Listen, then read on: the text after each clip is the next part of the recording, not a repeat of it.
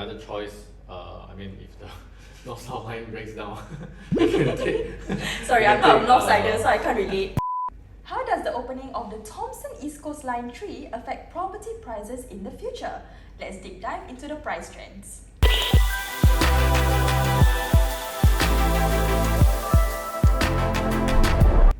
Hi everyone, I'm Eliani and welcome back to another episode of 99 Perspectives. So on today's episode, we're going to discuss a price trends with the opening of Thomson-East Coast Line 3, which will be happening in the second half of 2022. Okay, so if you guys watch our past webinars, this guest that I'm about to introduce will be somewhat familiar to you. So in the studio, we have Pao, who is our data expert. Woo! Okay, Pao, maybe before we start, you want to introduce yourself to our viewers first? Yeah, sure. I'm actually the head of research at 99.co and also double up as the data operations lead. So what we do is we do obviously data operations and real estate analytics specifically. So a bit of market research here and there also, which is why I'm here today with you, I guess. Yeah. Yeah, okay, awesome. So perhaps let's set the context first before we start. So just an overview of the Thomson-East Coast Line. It is the sixth line to ever introduce in the MRT system. Once it's fully completed, it will span 43 kilometers with a total of 32 MRT stations. So the TEL line will open in a series of 5 stages and will be fully operational by 2025. But of course, if there's no further delays lah. Currently, we are at stage 3 of the opening, so let's focus more on that. So if you pull up the MRT map right here, these are the MRT stations that will be opening in the second half of 2022. Yep, I think if we look at the stage 3 of TEL line, something interesting that immediately pops up is that we'll have 4 interchanges, namely, what are they again? Stevens, Orchard, Outram Park, and Marina Bay. So, I mean, we have 4 interchanges out of 11 stations, right? Yeah, because 2 will not be open yet. So that's something interesting. And we'll talk about a bit on the interchange effect later. Yeah, with the opening of the TEL line, basically from stage 1 to stage 5, it will bring about 240,000 households within a 10-minute walk to any of the TEL MRT station actually. Oh, okay. So also do take note that there will be 2 MRT stations, right, that won't be fully operational until the nearby surroundings would be ready. So these stations are Mount Pleasant and Marina South. What exactly is the MRT effect on property prices in general? So if we look at things on a more equal basis, I mean, all else being equal, like let's say the same condo quality, the same tenure, same age, of course being near to an MRT is better than not being near, right? So that's basically the MRT effect. So I think we'll define it as a 1 km radius within the MRT station as nearby. So that would be our assumption for the price trend analysis later on that will be discussed about. So the MRT effect is likely to be more pronounced in suburban areas in OCR, outside central region, because the accessibility to public transport there is not so great yet. I mean, as compared to the central region where we already have a high density of public transport network and all that.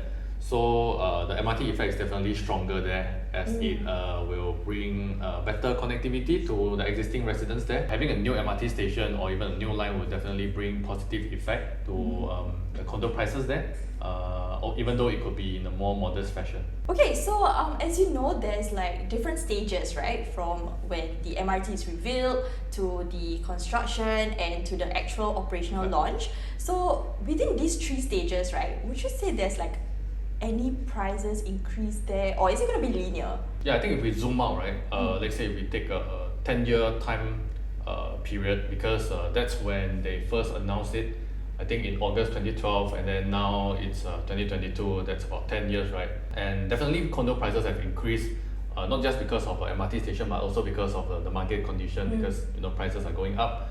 But I think it's important to single out each period of the MRT development life cycle, like you have mentioned. So we have like announcement period, we have construction period, and then we also have operations period, meaning that when the MRT line becomes fully operational. Yeah. So maybe we can start with the announcement period. Yeah, sure. Yeah. From what we've seen so far, after the announcement of MRT plans, right, almost immediately, or I mean within a 1-year period, there's like initial heightening or even just some hype around the new MRT station that prospective home buyers will be driving up, which translates to some potential price upside in fact. So what we've seen is that for some of the downtown line stations, such as Bedok Reservoir MRT, you stay there? My hood, yeah, I stay there. Some of the new condos developments, I think they increased by more than 30%. So 1 year after the announcement of the MRT plan. Okay. Because the developer, they actually took advantage of a better connectivity in the future, so things like that, and home buyers like really they bought into this future. And just the announcement period. Yeah, just the announcement. It And spiked it's up. like 1 year after the announcement. Wow, okay. I think they really took advantage of that. So, but it also makes sense because I mean previously it was quite inaccessible, right? Because Yes, very. I mean, you know that. The nearest MRT to Bedok Reservoir is probably like Bedok or Tampines. Yeah, and Before the Bedok is downtown quite line, huge yeah, itself, correct. right? Yeah, as an area. So that area itself is quite inaccessible lah. Then if we look at TEL3 MRT stations, right, when it was first announced in August 2012, prices increased also 1 year after the announcement. So from August 2012 to end 2013, new sale PSF actually increased by 7.2%. Yeah, and then for resale it increased by 2.2%. Yeah, in fact, we think that the growth could be even larger if not for the cooling measures that were imposed in 2013. Okay, so that's the announcement period, right? What about the construction period? I mean, this is the part where it takes the longest, right? I would say. Yeah, so it takes longest, and someone like, will property prices around that construction area will be affected? Will it dip somehow because there's construction noise? I mean, rental market will be very bad also, right? Yep. So I mean, as we have discussed, when the MRT station is first announced, right, there's some capital appreciation in terms of prices, especially for condos. But the capital appreciation is short-lived once the MRT construction work started. So because we have some negative externalities such as I'm sure maybe you experienced them before, right? Because you were staying near one of the station. I mean, all this negative impact could spill over to property values also, and maybe deter some of the renters and also home buyers from wanting to live in it. But for TEL3 stations, the decline was more modest from what we've seen. So 1 year after the commencement of MRT constructions, there's a 3.6% decline for the resale condos. For those resale condos near within 1 km radius near these TEL3 MRT stations. I mean, after the construction period, of course, there's some potential for price upside once the MRT station becomes fully operational. Okay, so for the last stage, right, which is once it's fully operational, you went through like the announcement, the construction, there's the dip there. So what is the price increase once it's fully operational? Maybe you can give us some examples? There's definitely some potential for price upside when the MRT station becomes operational, because now it's not just the future, but you can actually enjoy the convenience and accessibility of a new MRT station. But it really depends on the precise location of the station. So what we've seen in the case of Circle Line is that for Paya Lebar station, the condos nearby increased by about 11% 1 year after the MRT becomes fully operational. And I think part of the reason is that Paya Lebar station becomes an interchange station also, which brings another layer of convenience to the residents nearby. So for TEL3 stations, we think that the residents that benefit the most from the opening of TEL3 stations will be those staying in the north actually, because now they have a quick and direct access to the CBD. Because TEL2 stops at I think somewhere around Caldecott or right outside of CCR basically. So we think that the properties in the north are expected to see a price upside once these stations become operational. In comparison, TEL3 stations themselves, they are in CCR, and which already have a high density of MRT and bus networks. So a new MRT station would likely only provide like marginal benefit that marginally improve your connectivity, and also bearing in mind that some of the homeowners in these prime districts, right, they'll probably take like private transport, or maybe they'll even drive Yeah. So a new MRT station may not be as valuable in some cases. For them, yeah, Yeah. correct. So I think look at the profile also of the, Yeah, of the residents staying homeowners, there, right? yeah. So in conclusion, prices tend to increase when the MRT station is first announced, and then there will be another increase when the MRT station becomes operational. But the caveat is that while construction is ongoing for the MRT line or MRT stations, there may not be a price appreciation due to traffic disruptions and noise and dust. So that is something to take note of. However, once the trains are running, there will be potential for the prices to increase further. Okay, just backtrack a bit. I have a question. You mentioned that the residents staying in the north, right, will benefit because there's like a direct access, right? Yep. So specifically for Woodlands area, because the TEL1 actually started at Woodlands North and Woodlands South. So does this mean that the residents staying in Woodlands specifically would gain the most? Because they already have the red line, which have direct access to the CBD already. Right? So is it like more appreciation there? I think there's definitely some potential there. Yeah, and not just limited to Woodlands or Woodlands North and South, but also all the way down to, I think it's Caldecott. Yeah, Caldecott, Upper Thomson, this area. But of course, this area is not as not as densely populated. Yeah. So I think the most populated area will be Woodlands area. Yeah. So, and there are more condos there also. In terms of convenience, I think definitely they will enjoy more because now they have another choice. I mean, if the North-South line breaks down, they can take. Sorry, I'm not a North-sider, so I can't relate.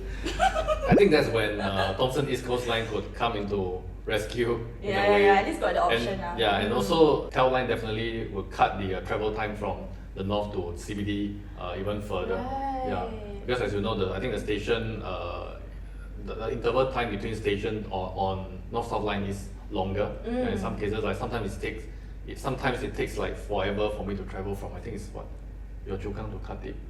There's this. Is it like the frequency, it takes longer or what? I think the distance between each station is It's larger. longer. Yeah, it's longer. Okay. So that's another dimension to this, which will probably mean that the North Sider could enjoy some gains in the future. I mean, this really remains to be seen, but I think there's definitely huge potential for that. Yeah. So Paul, in TEL3, right, is there any particular station that might benefit most?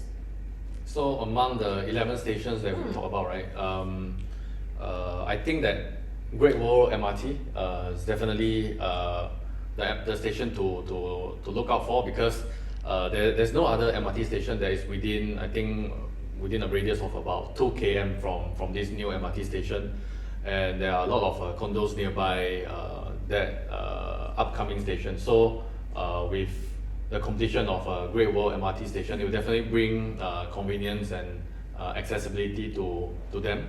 Something that we notice is that the condos in the vicinity, right, they are of smaller scale, and given their age, they are, I think, about more than 15 years old, the median age for the condos there. Some developers could be interested to purchase some of the projects there en bloc and redevelop them. So there's some potential there. And besides Great Wall MRT, other hotspot stations will be the Stevens, Orchard, Outram Park and Marina Bay. Because with the convergence of different rail lines, right, in one station, these stations could provide island-wide accessibility to the residents living within walking distance to these interchanges.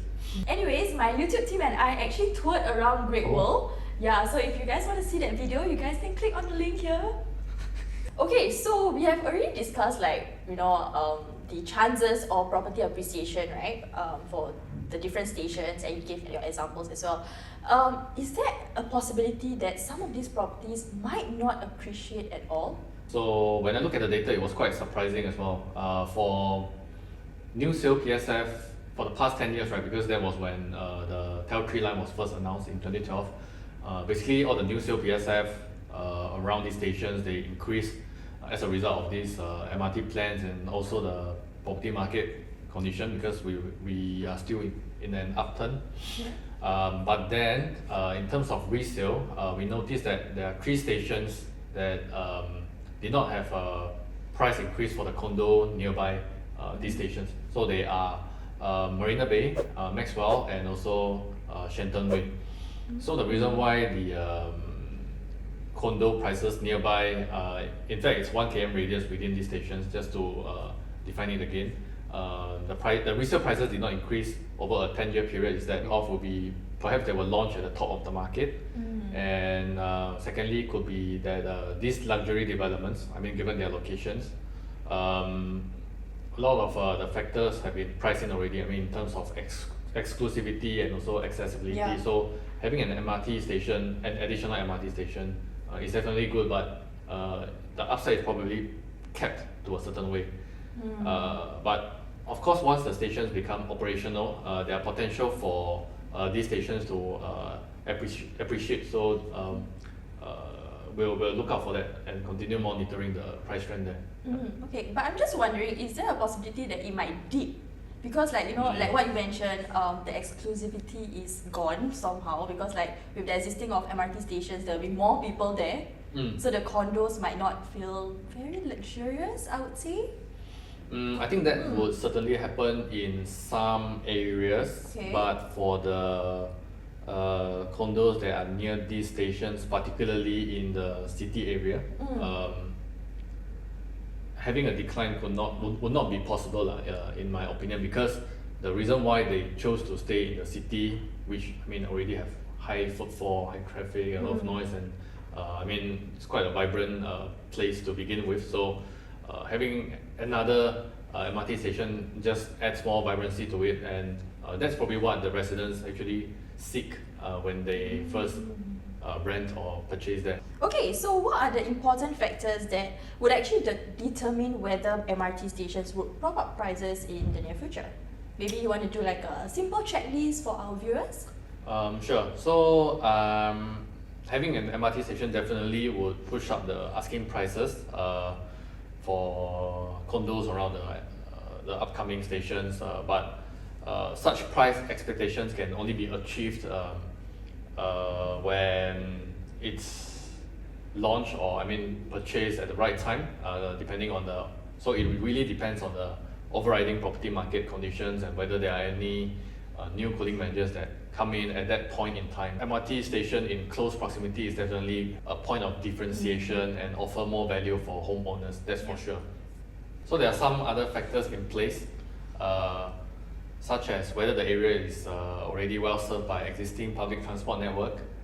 If yes, then the new station wouldn't have much effect in terms of providing additional value to the residents there. Lastly, we think that the location and density of condos around the MRT station definitely will be another factor, because some stations like Great World and Orchard, there are a lot of condos nearby the MRT stations, but for others such as Gardens by the Bay MRT, actually there are no nearby condos. I think the nearest condo is outside of the 1 km radius, so it doesn't actually benefit the residents living nearby. Okay, so Paul, is there like any potential downsides of staying near or at least 1 kilometers from the MRT stations, any of these MRT stations? While you're waiting for the line or MRT stations to be built, right? So for example, TEL3 took about 10 years from 2012 to 2022. So from announcement to completion, it's about 10 years. That's a full 10 year of a drawdown on your, let's say if you own a 99-year condo, that's 10 years gone. So that's something to take note of also.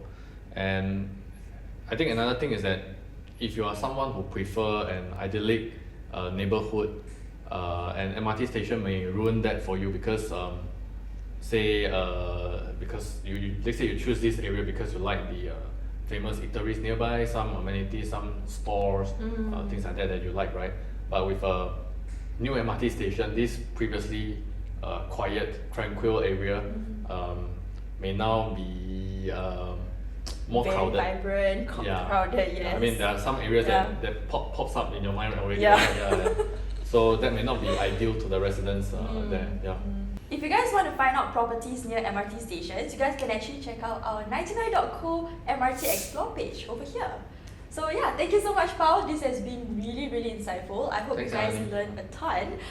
This won't be the last time that you will be here, right? Oh, okay, Oh. sure. Not very more convincing there, but Because there's like, okay, more research work to be done. yes, data expert what? Okay, sure, yeah. Okay, thank you so much, guys. Don't forget to like Subscribe, and hit the what button? notification Notification button. button. And we'll see you on the next episode. Bye. Bye.